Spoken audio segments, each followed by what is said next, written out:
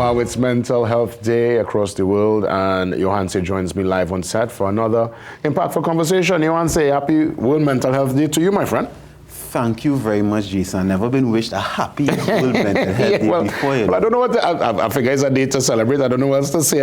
So, yeah, man, all the best to you.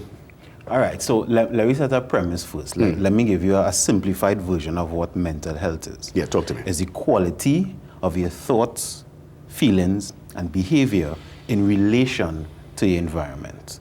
So let me say that again. The quality of your thoughts, feelings, and behavior in relation to your environment. Well, let me tell you, you put an interesting twist on it, because I'm thinking if the environment is toxic, if the environment is not one that is favorable. So let's consider the man right now in Haiti, in Port-au-Prince, where there's no government structure really, there's gang warfare. It's not a place where you might know where the next meal is coming from. So the man who's able to smile and be happy in that environment, well, my goodness, they are mental Hercules. the strength they possess is beyond measure. Well, you see, it depends, because I think all of us want to survive and thrive in an environment. And what it takes to do that is different in each situation. So sometimes smiling through something could be denial. So in that case, you're not necessarily mentally healthy in that moment. Yeah. Sometimes in the scenario, maybe you need to fight. Yeah. Maybe you need to do something different, and that in that case could be the mentally healthy thing to do. Interesting. How mentally healthy are you? So we go back to environment. I guess that's why people talk about depression in areas where winter. Right now we're getting into to fall, getting into winter. So places like Canada, London, New York, all these places where it's gloomy. London especially, I've heard rainfall. I've never been there for the winter, but I've heard that around that time, people actually become depressed because the environment is not conducive, is not no greenery around. I guess we take for granted our environment is a Caribbean and tropical environment, but when we go to other places where we can't see a tree every day, the sky won't be blue every day, people go into depression. So I guess I now understand.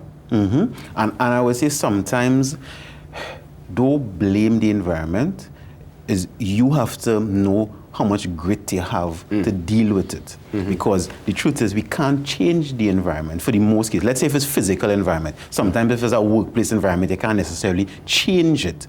But what you have to know if you are able to handle it, and if you can't, then what tools you need to be able to handle it. And I'm saying it that way because even here in Trinidad, we have a tendency to argue with reality.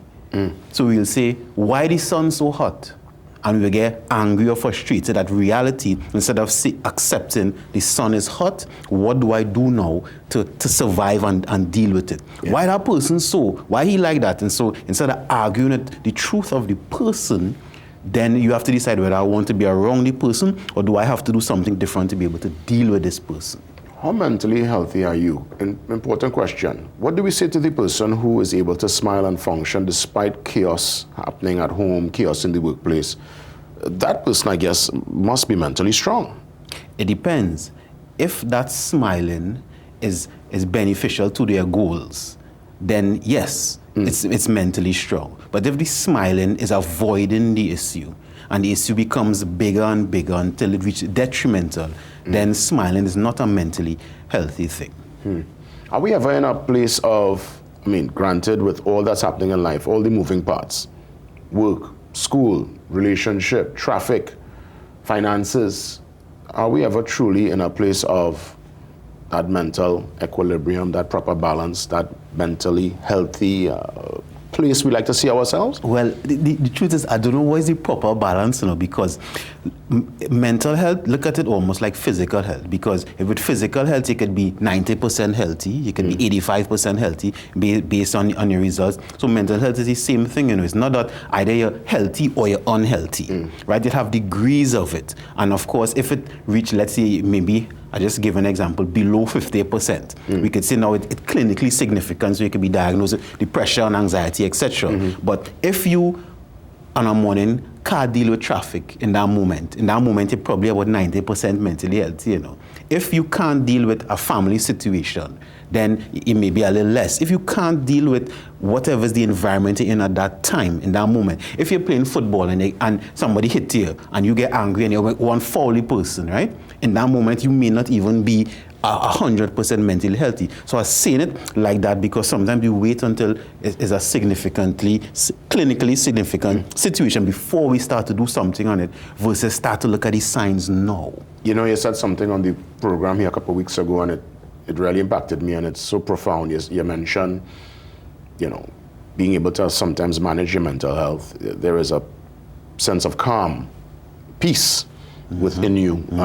It seems like, to me, you might be in a scenario, you're back against the wall, everything around you is crumbling, but the person remains calm. I guess never looked at calm and peace as being something that could be related to mental health and strength, actually. Correct. And that calmness comes from facing reality. And because reality mightn't be where you want it to be, Yeah. But once you could face reality, you could come up with solutions so you could see a way forward. Even if sometimes that solution could take a year, 2 years, but at least you could see the light at the end of the tunnel. It's a place of acceptance as opposed to denial. Correct. With denial, you almost you're fighting against it. Correct. Wow. So when you move around, I mean, we all Trinbagonians, right? So we're moving around from south to central, Tobago. We're all over the place, driving, moving, checking people, linemen. How are we, you would say, I mean, we have no empiricals, obviously, but based on the mood and just your feeling, Trinidad and Tobago, are we in a mentally safe space? I mean, I see frustration all the time. I see real frustration out there. But from your clinical lens. No, like don't even go clinical, empirical. We could see it. We all could face the reality and see that we're not doing well. Well, how come though, your answer? We're in an island. You know, we don't have to deal with some of the issues that some of our neighbors and places far removed got to deal with. Same places that we figure might be, you know, first world and best practice. We pretty free down here, you know, you want to say. No, not everything free, but Right. we are. Right. There is a sense of freedom here compared to other places. Well, you see, the irony is that many times resilience is built through difficulty. Oh, it's true. It's true. Right? And if we never experience difficulty, then any little thing we will get ruffled by. Right? So let's just say countries who experience a hurricane, they have a certain degree of grit now that they experience it. We never experienced one. I'm not saying that we should, but resilience, which is very high in terms of depending on whether you're mentally healthily or not, is based on difficulty. And we in Trinidad, as you're saying, a lot of things we have it nice, you know. Up to vagrants they still eat, you know. Right? So we have a lot of things nice, and that's why. And if you don't mind, I don't know how much time we have. No, we have. I just want to pivot a little bit about bullying now, right? So let's talk about mental health, bullying, and resilience. In this space that I'm in, sometimes people don't like my opinion on this, right? Bullying is something that exists before I was alive, right? If you look at the definition for bullying, is using force, coercion on a perceived vulnerable person or situation to get what you want. People been doing this since time. Yeah, that's right? human nature. That's human nature, but that is even nature in itself. And sometimes we want to tell the bully not to bully versus we becoming stronger, right? I see a lot of parents now, I just want to protect my child from the world, but one day you won't be here anymore. So after you protect your child from the world and the child is in the world now, the child don't know how to navigate the world. I want to keep my child inside as much as possible, but I have to go secondary school sometime, right? So when they reach in secondary school, they have no idea how to deal with a bully. Now, I'm not condoning the bullying, but I am acknowledging the reality of it. And if we just tell the bullies, don't bully, that in itself wouldn't work, because bullying, of course, is a different systemic. That could be family, that could be trauma, that could be a whole set of things to deal with. But in the meanwhile, while we're trying to target the families and help the families of the bully, we have to have strong children. And strong don't necessarily mean fighting and violence. No. Strong can mean critical thinking to know how to deal with situations. How to maneuver out of a scenario. If your child never travel, because I have plenty of people who never use public transport, they don't know how to deal with anybody. I'll give you an example. Sometimes in my counseling sessions, instead of just staying in the room, like I will take a walk with the person maybe around Port of Spain, and we do the same counseling. I remember walking with a child, and I remember a vegan came to me and said, "Give me $1." And I was like, "No." And then afterwards, the child was like, "How you do that?" And I was like, "Do what?" "Say no." I was like, with my words, I just say no. And he was like, "Sir, I don't know how to say no, you know. When somebody come at me aggressive, I just don't want it, so I just give them what they want."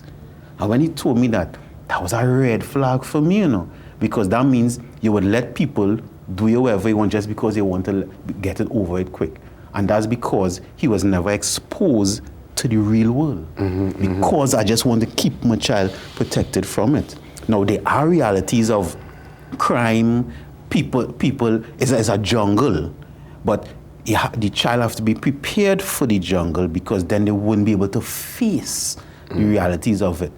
Because you don't like the lion, don't mean the lion not there waiting to eat you. Tell me your thoughts. You know, interesting, and again, it goes back to how mentally healthy, you know, are you, and more so in this case, mentally strong, because I guess emotional intelligence, conversational intelligence comes into play. I used to use comedy as or jokes as a way in school to maneuver my way out of a scenario. When men come at me a bit aggressive, I will say something smart, disarm them with a joke. Everybody laugh, and I just slip out now. Correct. But that's something I learned based on my personality and my being able to adapt now. Jason, that is resilience. Even some children don't have that. I remember a child came to me as a female because she was being bullied in school, and she said, well, bullied in terms of words, right? The children telling her things and making fun of her, and I was like, "So what you tell them back?" "Nothing." I said, "Why you tell them back something?" "Well, she afraid, so or she not too sure." I said, "Well, tell me something about the girl who bullied her." She said, "Well, she head big." So I said, "Well, tell her something about her head." If you understand what I'm saying now, even the resilience, as you're saying, to come up with something to be able to defend yourself. Well, you know, and I guess we're running out of time, but I want us to keep this conversation going, because lots of time people do not act and do not respond based on fear. And as we know, fear is something that could paralyze. Correct. So fear in itself, and where the fear comes from, or the source of fear, also plays on your mental health and will prevent you from sometimes experiencing just this beautiful thing that we call life. Your fear of flying, your fear of going to new places, your fear of meeting people, you just stay in a corner. You don't really, you know, you don't want to engage. And that in itself, I think it takes a deeper examination. I'll let you have the final say, Johan. Say, go right ahead on this World Mental Health Day. Examine your mental health, because mental health is the quality of your thoughts, feelings, actions in relation to your environment.